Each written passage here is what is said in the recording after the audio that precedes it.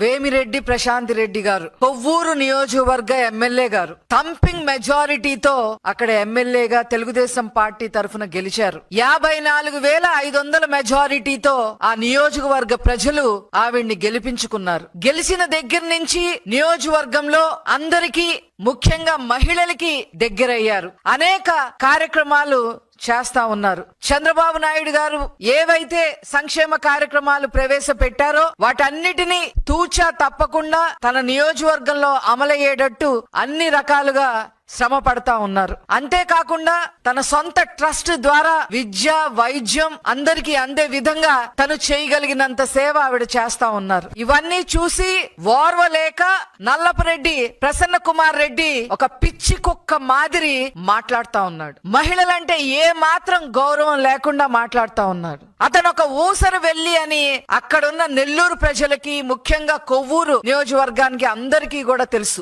మా పార్టీలో ఎమ్మెల్యే అయ్యి సిగ్గు ఎగ్గు లేకుండా నెల రోజుల్లోనే వేరే పార్టీలోకి మారిన ఊసర వెళ్లి నల్లపరెడ్డి ప్రసన్న కుమార్ రెడ్డి.